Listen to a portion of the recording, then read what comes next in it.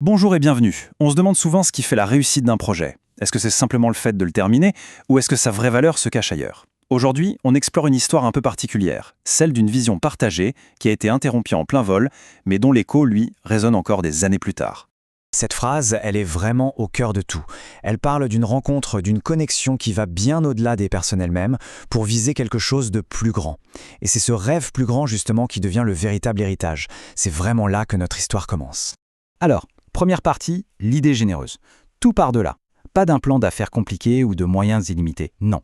Juste une idée, toute simple et surtout tournée vers les autres. C'est cette étincelle de générosité, cette envie d'un avenir meilleur qui va être le moteur de toute l'aventure. La mission était claire, mais tellement ambitieuse.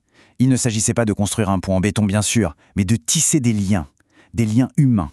Un pont entre les jeunes de deux pays différents, de deux cultures, pour qu'ils puissent construire ensemble un futur qui leur soit commun. Deuxième partie, l'énergie collective. Alors, une belle idée, c'est formidable, mais comment est-ce qu'elle prend vie? Eh bien, il faut des gens pour la porter. Et c'est là qu'intervient l'énergie du groupe. Cette force incroyable qui commence à transformer un simple rêve en de vraies actions, bien concrètes.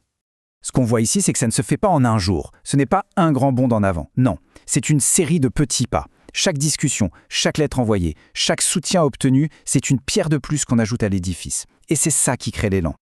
Et là, le projet prend une toute autre dimension. On n'est plus seulement en train de collaborer pour atteindre un but. Ça devient beaucoup plus profond.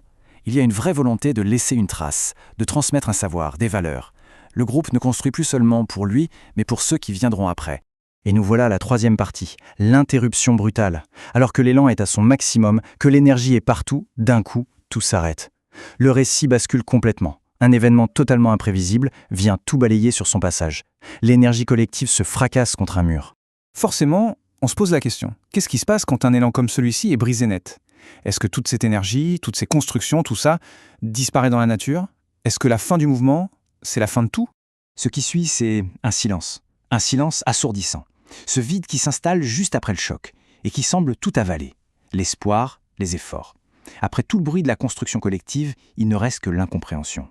Quatrième partie, la trace indélébile. Et pourtant, une fois que le choc est un peu passé, on se rend compte que non, tout n'a pas disparu. Quelque chose est resté. Et c'est là qu'on découvre la vraie nature de ce projet. Son héritage, ce n'était pas sa finalisation. C'était toutes les graines qu'il avait eu le temps de semer. Et ce contraste est saisissant.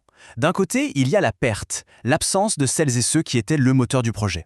Et de l'autre, il y a la persistance, la force incroyable des idées, qui, elles, ne disparaissent pas. Elles sont toujours là, elles continuent de vivre. Cet héritage, il perdure, mais sous une autre forme. D'abord, bien sûr, il vit dans les mémoires.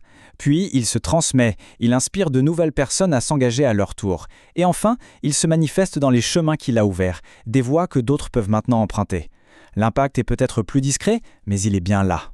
Le point essentiel, c'est donc de changer de perspective. Ce projet, ce n'est pas un échec. C'est une promesse inachevée.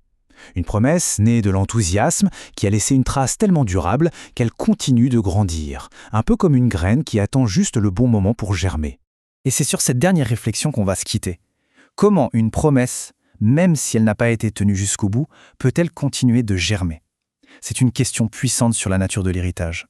Parce que parfois, la trace la plus durable n'est pas celle que l'on voit, mais celle que l'on sème.